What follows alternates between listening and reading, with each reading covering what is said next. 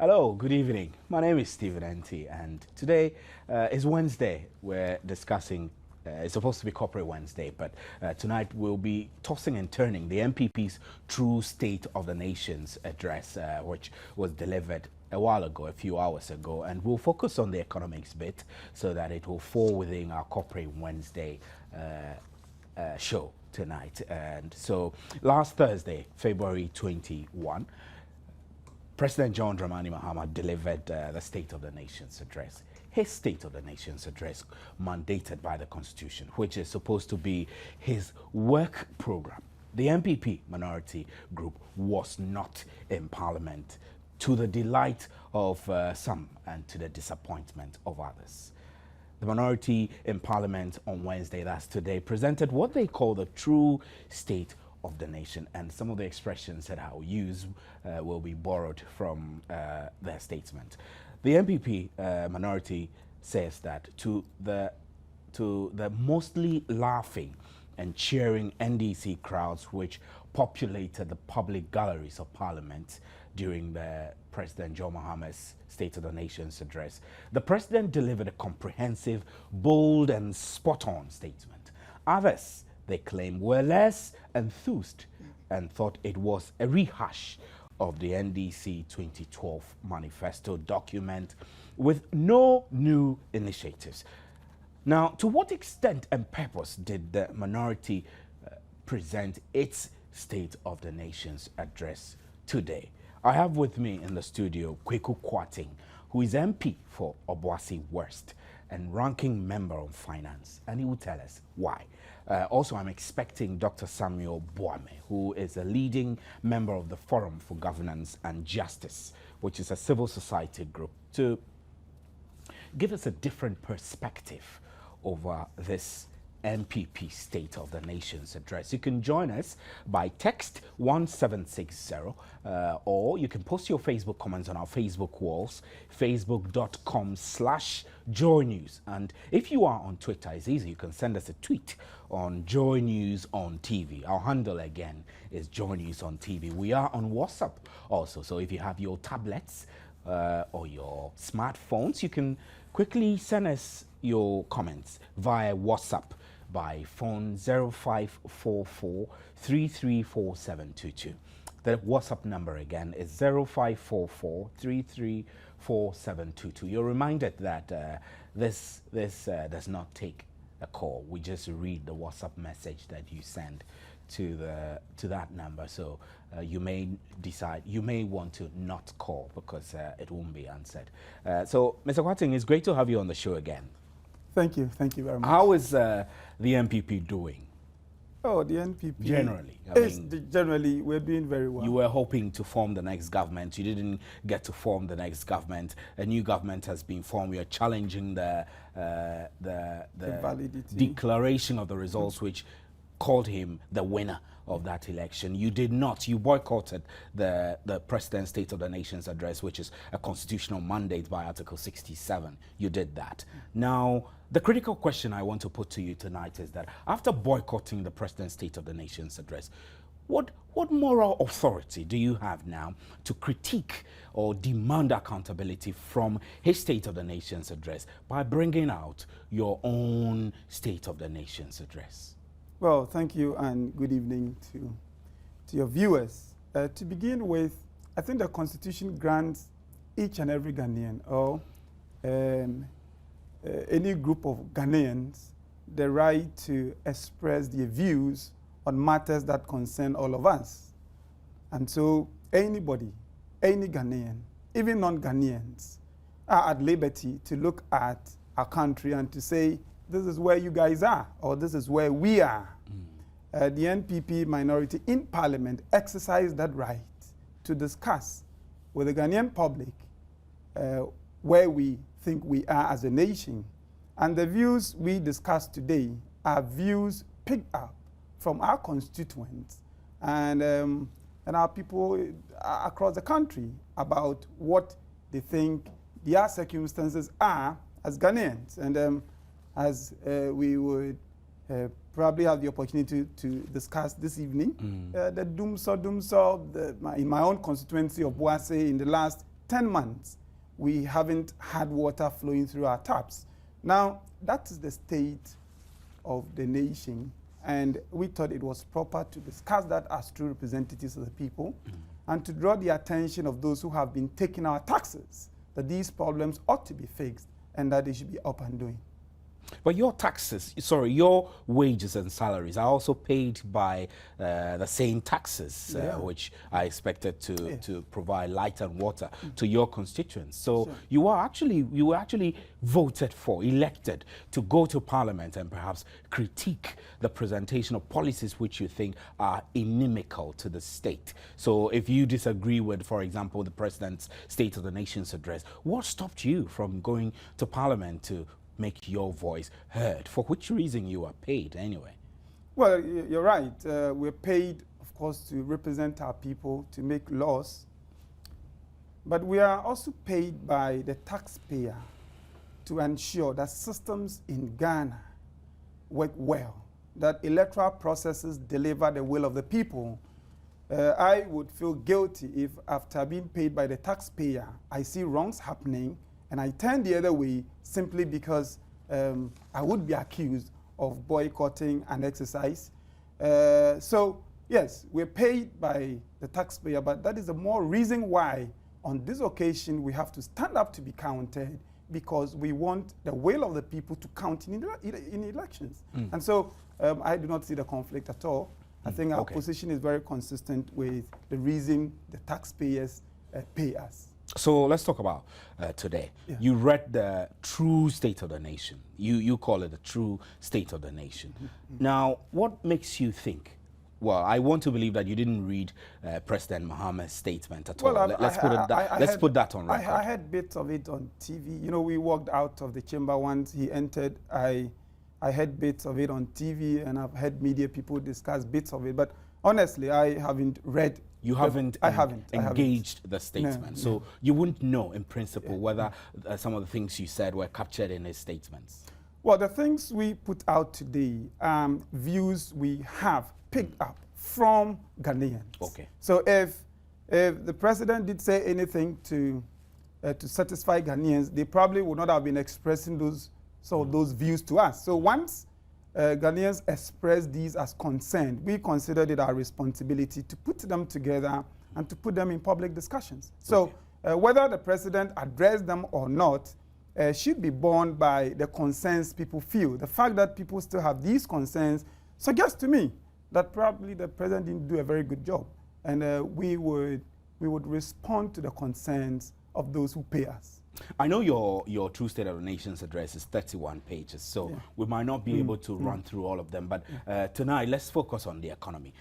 Under the economy, you touched on public debt, you touched on fiscal deficit and arrears, and you touched on unbridled overspending. You spoke about a single-digit inflation, and then you spoke about food, agriculture, and cocoa, and then you drew a conclusion. And your conclusion, let me read the conclusion so we begin. Your conclusion says that, as we can see from the accounts so far, it is clear that the state of food, agriculture, and cocoa is in a deplorable situation. The NDC in 2008 promised Ghanaians that by the end of 2012 they will have sufficiently modernized agriculture to assure food security for the people. The government has to act urgently. Well, I think that's a conclusion on agriculture. So let me quickly come back to the economics issue. Tell me, what is the NPP's problem about the true state of the nation, about the state of the nation that was presented by John Mahama on the economy?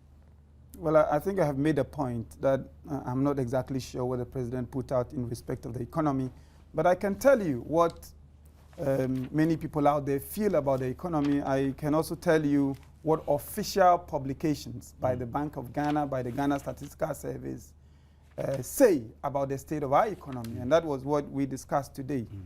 To begin with, it might interest you to know that in 2009, exactly paragraph 94 of the 2009 budget statement, the NDC administration then in office announced that our debt was 8 billion Ghana cedis, the equivalent of 9.5 billion Ghana cedis at the time. Now, you will recall that the NDC at the time shouted to the roofs, saying they had inherited a broken economy, saddled with debt and all that.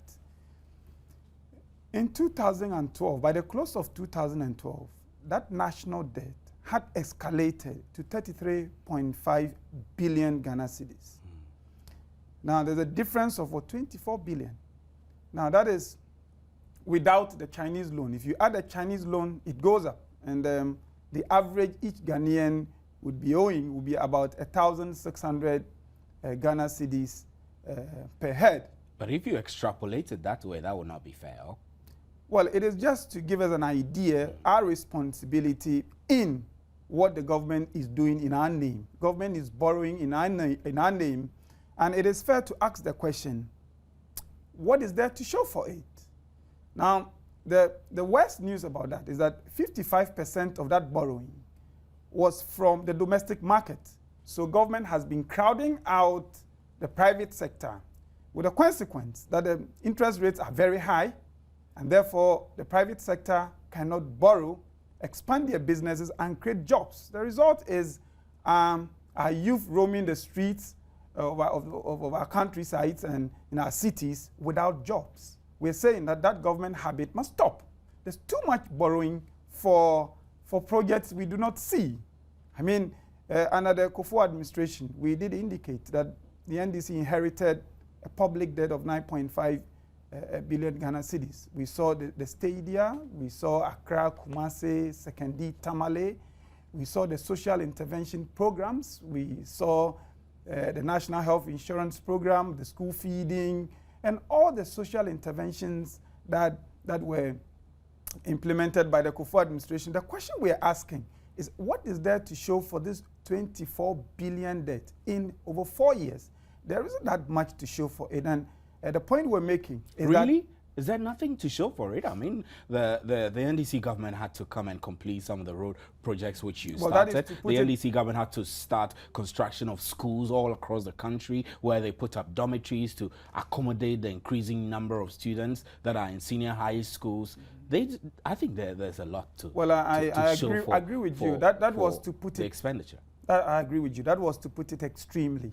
That there's nothing to show for it. But I think the point I'm really making is that, is there enough to show for all the borrowing we have done? 24 billion in 4 years? We should be showing more for it than you're mentioning. And we just think that it is really bad, because if your local industries cannot borrow because government is competing with the private sector and pushing up interest rates, lending rates, and therefore the private sector cannot borrow and open up jobs so that the unemployment can get jobs, then you ought to ask yourself, what is the government's strategy for managing the economy? And the situation is not made any better when you look at the deficit. Again, you recall the 2 billion deficit in 2009, and all of a sudden deficit became the measure of the economy. That was 6.6% of our GDP. As we speak, deficit 2012 was 8.7 billion Ghana cedis. That is 12.1% of GDP. You ought, now what I mean by a deficit is we spend 8.7 billion in excess of the revenue we're able to generate. But you're not taking into consideration the fact that during this period that you're talking about, the period within which the deficit of 8.7 billion was accrued, there was the last 1 year. There was a global financial crisis which was affecting global economies. And so our ability as an emerging lower middle income country to survive will be to spend more, to stay in tandem and to survive, to keep our heads above the water. The global financial crisis began late 2006. By late 2009, it has eased. We are talking about deficit in 2012. Now, if you go a bit into it, the social protection programs alone consumed 700 million Ghana cedis. Which programs? The Youth and Sports Ministry spent 300 million Ghana cedis above their budget. NADMO, in the last quarter of 2012, NADMO spent an unusual 300 million just in the last quarter, as I've indicated. The question we are asking is that into what did these allocations Where do you go? get these figures from?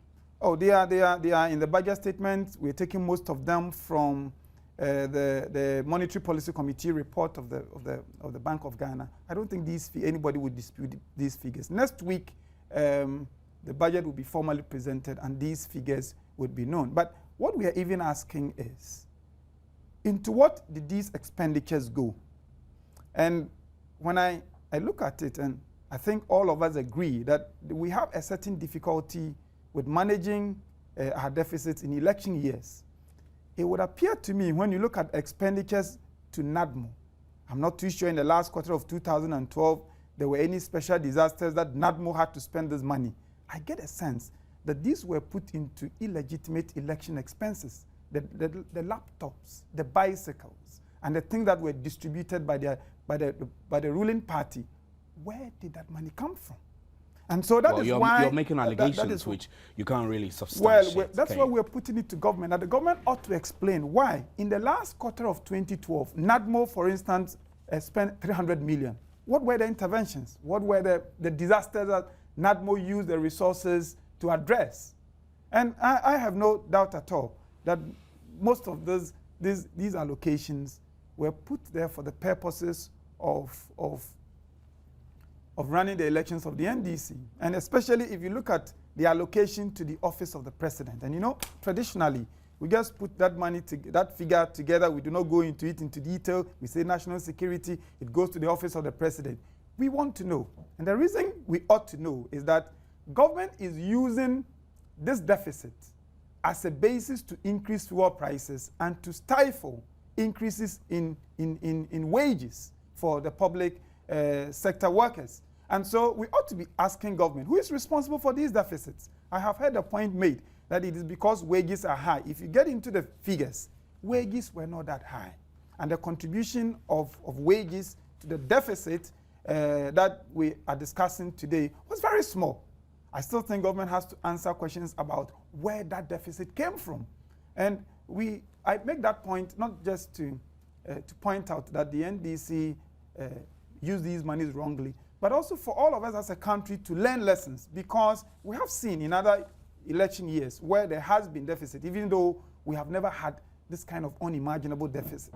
But I think we should be discussing these matters with a view to addressing this regular problem of over expenditures in election years, a situation that appears to have just gone completely out of control in 2012. That is why we ask these questions, and we think government must come forth and address these questions head on, so that we'll all be clear in our minds that it makes sense to pay more for fuel, that public sector workers would have to tone down their demand for pay rises. Until those questions are answered, then people would begin to say, well, if you could spend all this just financing your election, then it is just fair to give me more money. Well, you're watching PM Express, and tonight on Corporate Wednesday, we're taking the opportunity to toss and turn the NPP's True State of the Nation's address, and touching particularly on the state of the economy as they have captured in that statement. And I told you earlier that we are expecting Dr. Samuel Boame, who is a leading member of the Forum for Governance and Justice, which is a civil society group, to give us a different perspective to the discussions here tonight. But you can join us by text 1760, or you can post your comments on our Facebook walls, facebook.com/Joy News. And then if you are on Twitter, you can send us a tweet on Joy News on TV, and we'll gladly read your comments here on PM Express Live on your Joy News channel on Multi TV. Now, Mr. Kwating, let me paraphrase some of the economic indications that President John Mahama raised in his State of the Nation's address, since you have not been able to read now.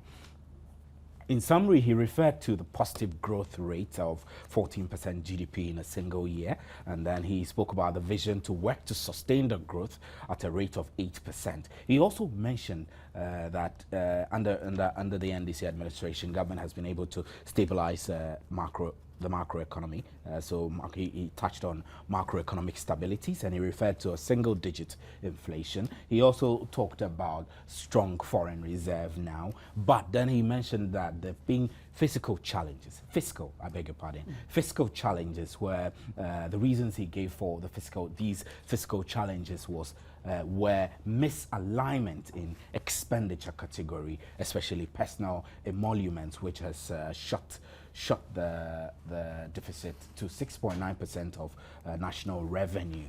He said that 6.9% of national revenue is what has been used to pay public sector workers. Now, the corrective measures which he raised in his State of the Nation's address was that one, he spoke about measures by National Petroleum NPR to curtail government use of fuel, and then he spoke about measures to curtail MDA spending, and then he spoke about the Ghana Revenue Authority taxed to help raise taxes and plug the loopholes in order to increase our tax revenue, and then he spoke about increasing agricultural productivity, etc., as part of his plans to increase the economy, the way the economy is performing, and etc. I mean, that's a simple summary of the notes I took when the president was delivering his State of the Nation's address.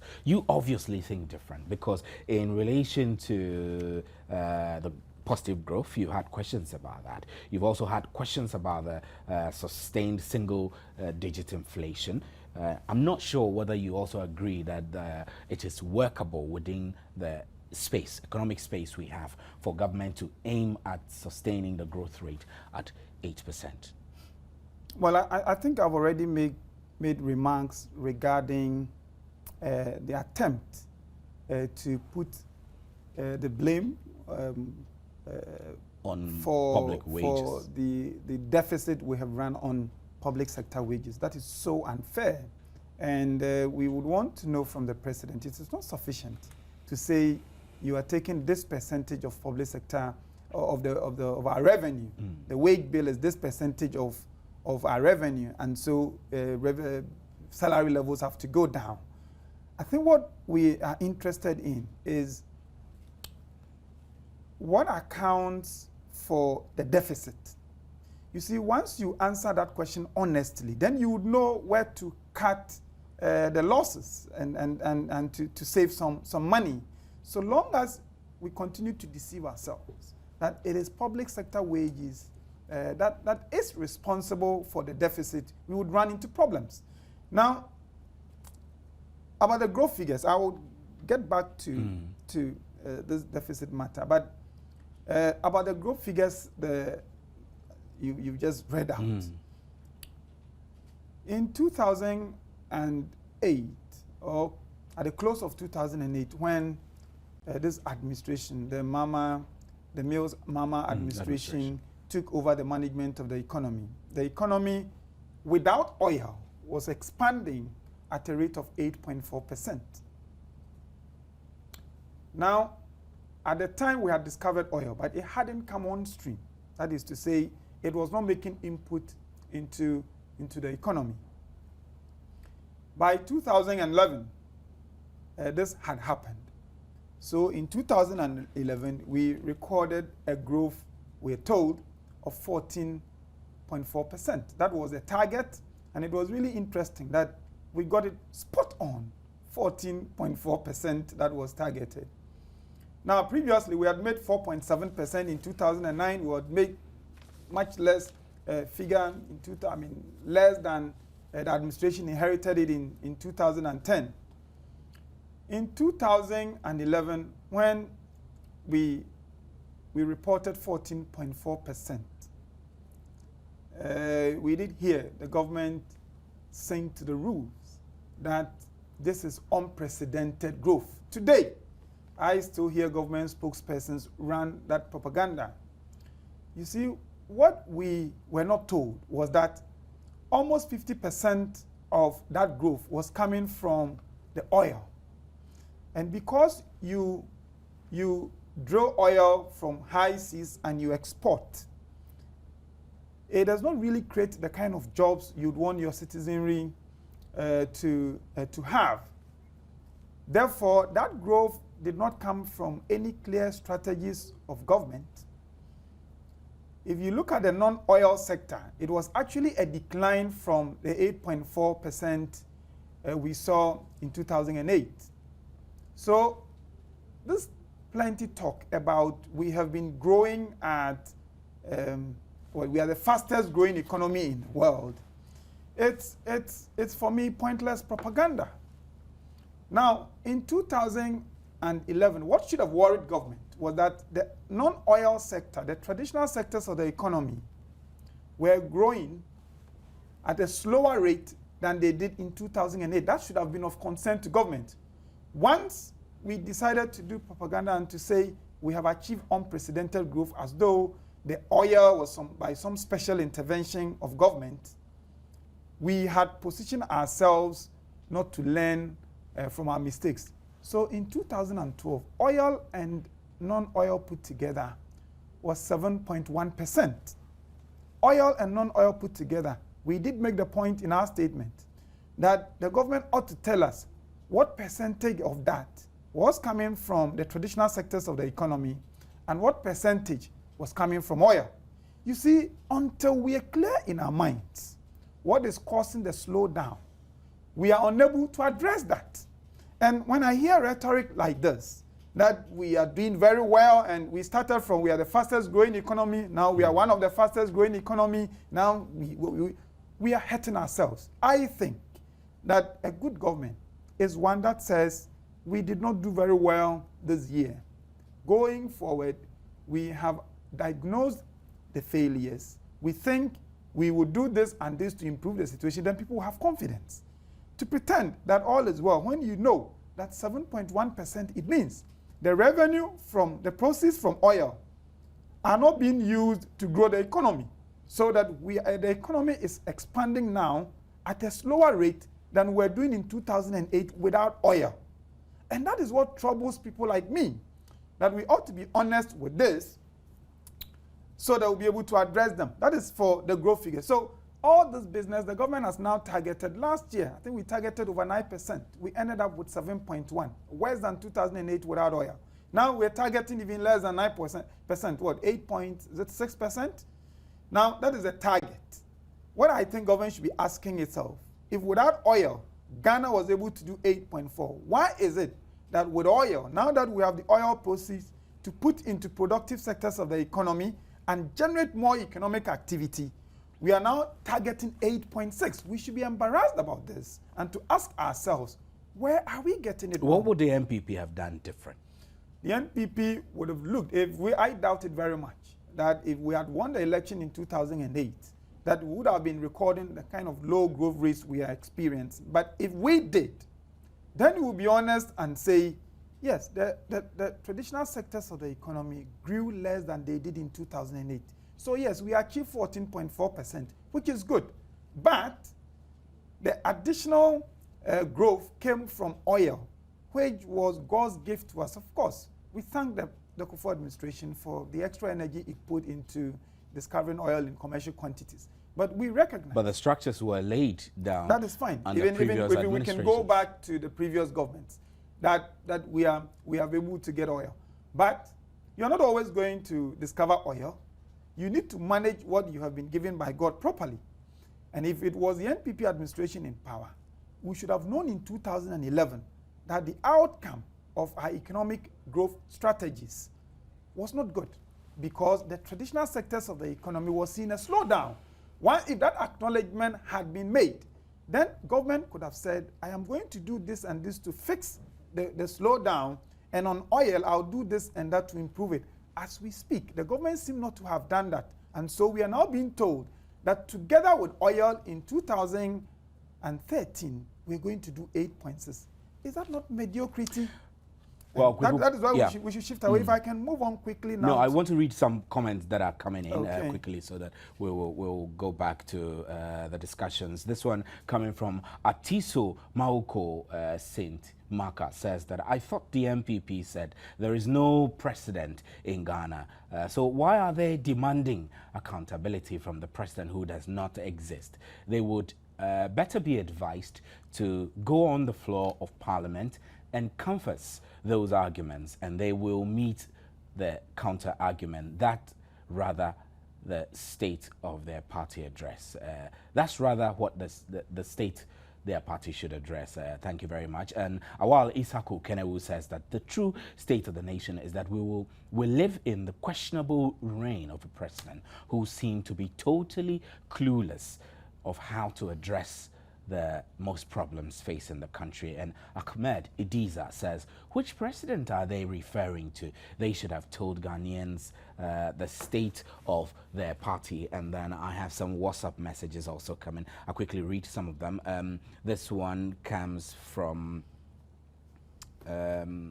Felix. Felix says, what are these people doing at all? They are saying John Mahama is not legitimate president and they are the legitimate parliamentarians. Well, let's pray for Ghana, for we don't know where we're going with this notoriety. Felix thinks that the NPP posturing in overall is notoriety. And Felix again from Asimfosu says, the NPP State of the Nation's address is the true state of the economy. I think that these are two different Felixes. And then this one also says this, kudos.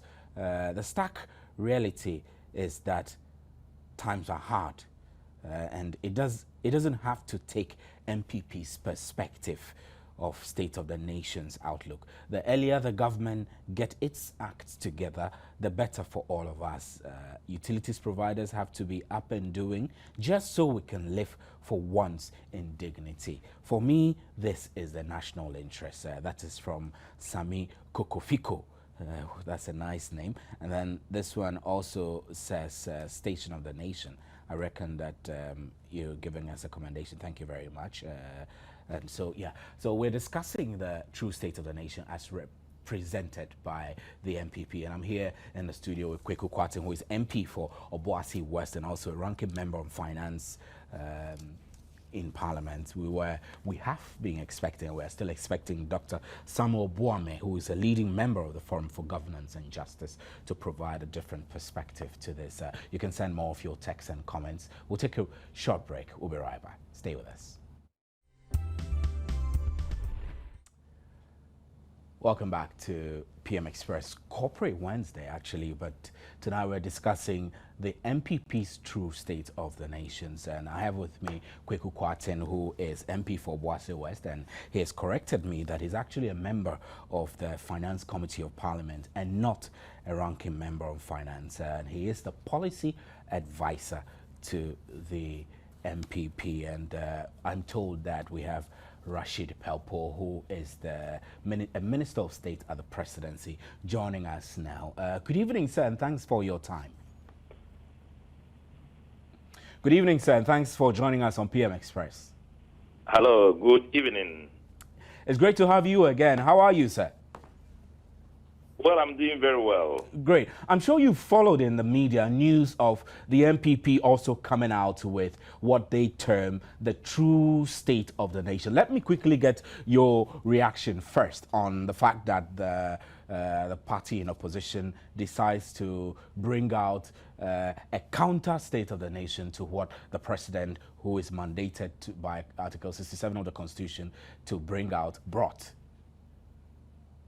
Well, first of all, it's illegal for anybody to assume the president's position as defined by the Constitution in Article 67, to want to present a State of the Nation's address. The State of the Nation address is reserved for the President of Ghana, and when he has presented that State of the Nation address, then we all then debate it in Parliament. Parliament is the choice. Honourable Pelpo, I will stop you there. I'll hold you there a bit. On what basis do you say that it is illegal? I mean, what are the provisions that make you conclude on authority that it is illegal? I just quoted Article 67 of the Constitution. That allows the president, or that gives the mandate to the president to present the state of the nation at the beginning of each session of Parliament.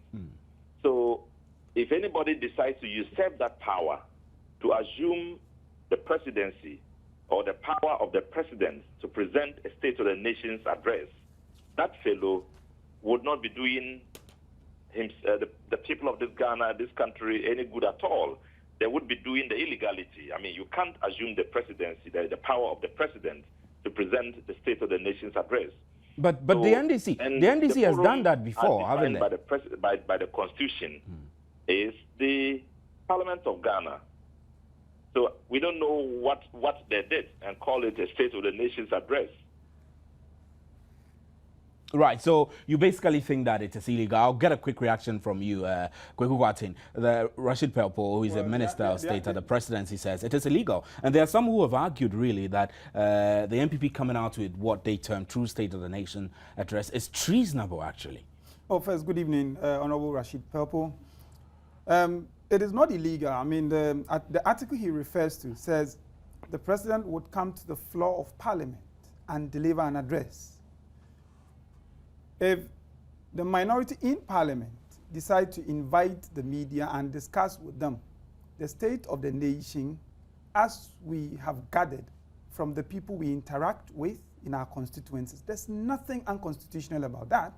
And so I find it strange. Why in the Constitution? Nobody prevented the president from delivering in accordance with Article 67. He came and delivered the speech. And you say, because of that, nobody is allowed to discuss the state of Ghana. I don't think it's a position. So you disagree that I totally disagree. That is a usurpation of the president's authority. So, totally Honorable Pelpo, you've heard Kweku Kwatin disagree that this is not illegal at all. In fact, that they didn't present their true state of the nation to Parliament, but presented it to the general public by holding a press conference. Your quick reaction?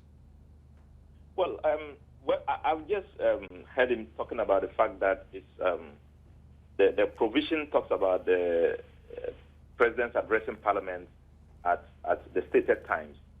And the president does not just come to address Parliament. It's all about the state of the nation. And it's been done, it's an established law, there's a legal framework, there's a conventional approach to it. And in all occasions, we often will expect that parliamentarians, which is chosen, the forum in Parliament, which is chosen by the Constitution, the parliamentarians will show respect and decorum when the president appears before us. In the first instance, they did not show the kind of respect and decorum expected of them as MPs. They demonstrated and showed some placards or some papers talking about stealers, and eventually they walked out of the the chamber. Now, the second instance is that they have gone ahead to now say that they are presenting another state of the nation or an address to the nation, if he wants me to call it that way, indicating what they now describe as true state of the nation, usurping the power of the president, and also just not doing that, but confusing the people of Ghana and giving an impression that we are a deeply divided nation and that we can't stay under one roof or under one umbrella. It's unacceptable.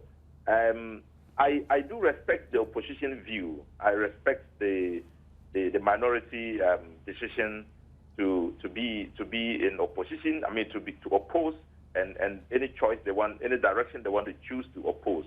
But opposition without responsibility is what is making us jittery about what they want for this nation. We need to have a situation where we have to put ourselves together as a nation. We have to demonstrate to the world and to especially the young generation that we are one people, a unitary state, and that we can't continue dividing ourselves into groups that are undefined, that are difficult to be understood by people. I think that the minority has to redefine itself, go back to the drawing table, and then understand how it is. They know it well, the old ways they know, opposing responsibly. In this way, they are insistent on dividing this nation into two rigid paths, which we are fighting against, and we think that is unacceptable. Right. Honorable Purple, I want to... I think, Honorable Purple, we also have to recognize the fact that as Ghanaians, when we go to the polls, that we want to conduct the polls honestly, to see the kind of irregularities that happened over voting, and we use irregularities euphemistically. Really, I think there was a systematic effort to rig the election. It was rigged, and therefore, whilst we advise people in what ways they should conduct themselves, I think we should also advise ourselves that when we go to the polls, we want the will of the people to count. And I sit here with a full belief, having seen the evidence of what we're saying, that the election did not express, the declaration did not express the will of the people, and it is the reason we are mounting the kind of protest we are mounting. Well, I mean, I think, Mr. Watson, I think these issues are issues for the Supreme Court. Well, I'm not commenting on the court matter. I'm explaining to him why we are adopting some of the strategies we are adopting, because in the end, it is these things that if we leave them uncorrected, honorable people, they would lead this country to the kind of problems we've seen in other countries. And I think the election was rigged, and those who did that should also do some introspection and advise themselves that going forward, this would not be helpful. Well, no, this is completely unacceptable. The Electoral Commission has declared the results. The Electoral Commission is a constitutional body. You have challenged the results. You have taken this matter to court. The court has not taken a decision to establish that there was fraud or there was what they call stealing. But the matter is in court, and we are all waiting for the decision of the court. You have usurped the power of the Supreme Court, and you are sitting out there saying that there was fraud. You are not going to accept the results, and you will act the way you are acting in contravention with the legal frame and legal procedure established by the people of Ghana and the Constitution. So you see, the NPP are getting lost. They are getting lost in how to become democratic or how to be democratic and how to play by the rules. They have always insisted in breaking the rule whenever they lose elections. Just remember, in 92, they refused to go to polls, parliamentary elections. In 96, they wrote the stolen verdict. In 2008, at Amil's administration, when he won, they insisted it was not right, and they insisted that the Supreme Court should meet even on Sunday to declare the results null and void. Today, 2012, now 2013, John Dramani Mahama has won. They are bringing the same kind of thing again. I mean, what kind of DNA have you created for yourself that it cannot accept reality? The reality as we have it today is that the Supreme Court, the Electoral Commission, in accordance with the Constitution, has declared the results. NDC has won. You need to comply until otherwise decided by the Supreme Court. Any other remarks purporting to give the impression that the results were fraudulent and it's not representing the will of the people, it's an affront to the dignity of the Electoral Commission and an insult to Ghanaians and the majority of people who thought that His Excellency John Mahama should be president of this republic. So I think that that's why I'm saying responsible opposition is welcome, is good, but to do it the way you are doing it, it's not helping Ghana at all. Right, Mr. Watson. So, Mr. Watson. So, I think we should avoid some of these strong words. I mean, Honorable Purple said you're losing it. Your party is losing it. People have said you're shooting yourself in the foot. Are you on course, really? People like him have a reason why. He's a minister of state because, in my opinion, an election was rigged and President Mahama is the president. As a result, he's a minister of state. You expect him to support my position? He wouldn't. The point we're making is that we are not discussing the court matter.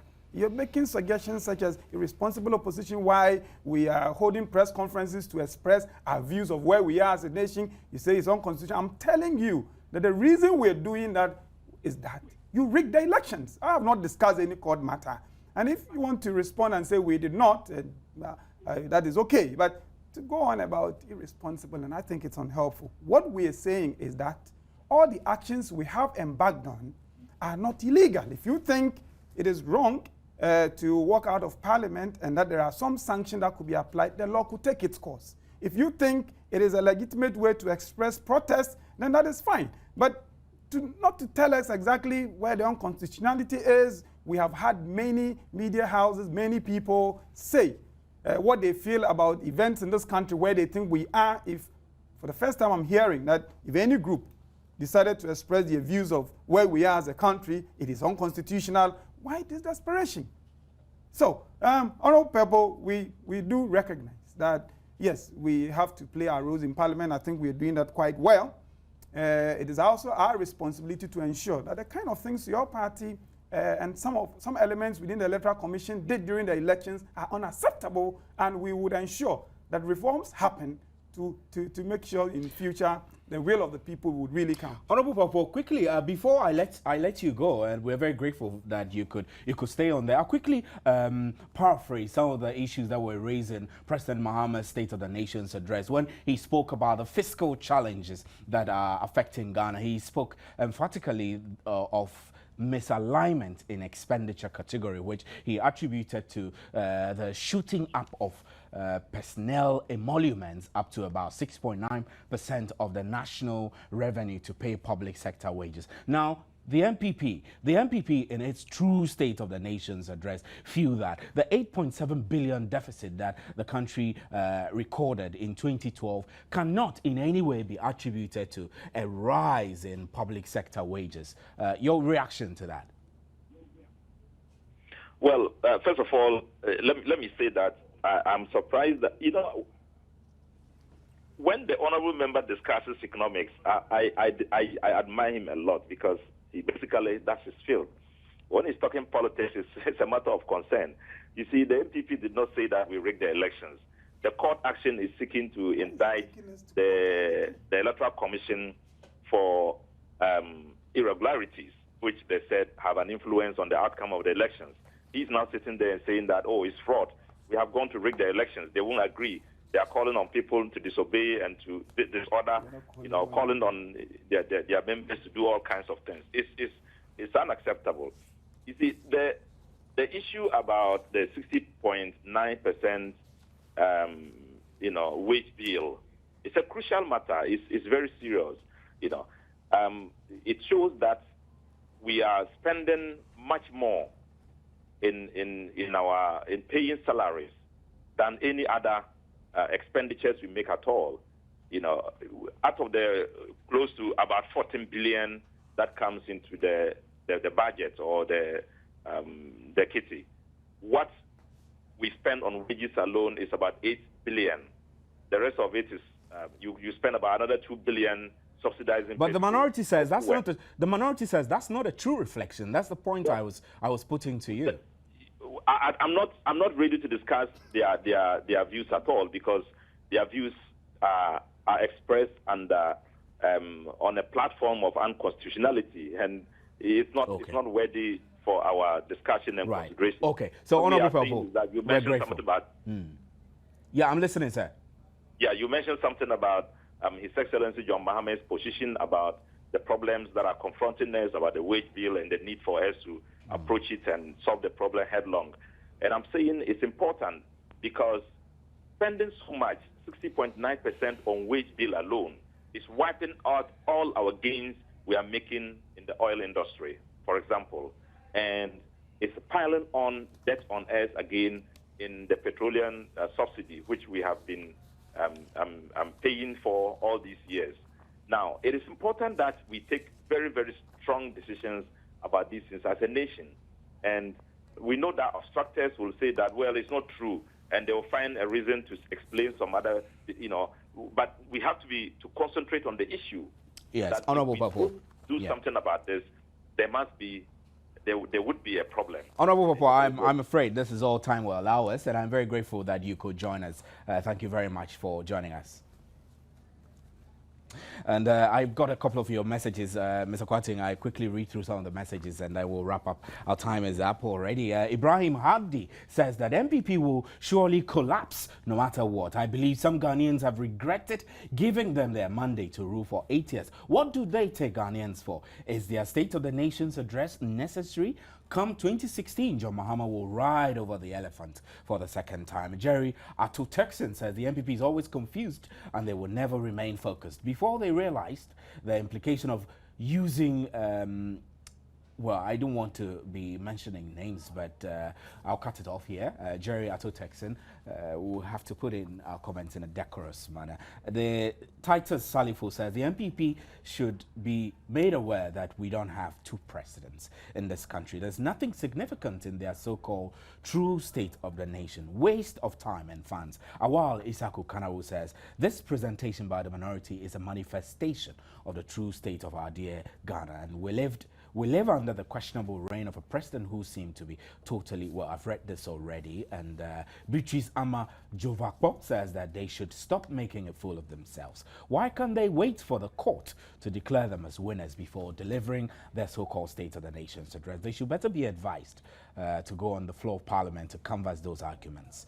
And then George G.O.D. Courage says, Honorable Seche Mensabonso, as leader of the minority, is a huge disgrace to leadership in Ghana. I wonder why you say that. He's seriously leading the NPP speedily into a ditch. That's your opinion. And Wood Evans says that this is the true state of the nation by the NPP. The presidency should reduce their own salaries. And Solomon Nyantechi says, NPP and DC have no moral right to critique each other over the performance because there is no much difference between them. Thanks very much for those comments. So quickly, 1 minute, Mr. Kwating. I know we couldn't exhaust. To wrap up, I'd like to respond to the point that you say you're challenging the validity of the declaration that President Mama is president. Why do you hold him accountable as we speak? Yeah, somebody sent that comment. Yeah, because the Constitution says until the court declares otherwise, he remains the president. It is the reason he continues to take my taxes. He takes your taxes. The government has a responsibility to use the taxes they collect from all of us to do the things that will make our lives better. That is the basis for some of the demands we're making on those who are taking our taxes. It has nothing to do with whether or not we think the declaration was legitimate or otherwise. And also, to make this quick point, I have not discussed any court issue here. I have stated reasons for some of the actions we have taken. If people want to discuss the court matters, it is up to them. I recognize the fact that if you commented wrongly, you could be on the wrong side of the law. But my closing remarks is that, look, we want to build this country together. We want to build our institutions well. And that is why we feel so strongly about this matter. But also, whilst we do that, we are asking of those who are collecting our taxes that they ought to use those taxes in a way that will kill the dumso, the water shortages, so that people can protect their livelihoods. At the current rate, with this power cut, inadequate supply of water, gas shortages, fuel difficulties and all that, we'll find it difficult achieving even the growth targets we've set for ourselves 2013. So we ought to sit up as a nation and utilize our resources well for the benefit of all of us. Sit up as a nation and utilize the God-given resources of Ghana. And I'm very grateful for your time, Kweku Kwating, who's MP for Obuasi West and a member of the Finance Committee of Parliament and a policy advisor to the NPP. Unfortunately, Dr. Samuel Boame was not able to join us in the studio, but we were rather joined on the phone line by Honorable Rashid Pelpo, who is Minister of State at the Presidency. We're grateful to you, our audience, who could spend an hour with us and also sending messages and comments via text codes and via our Facebook portals. My name is Stephen Anti, and it's great having you here. Join us again tomorrow for another engaging edition of PM Express. Good night.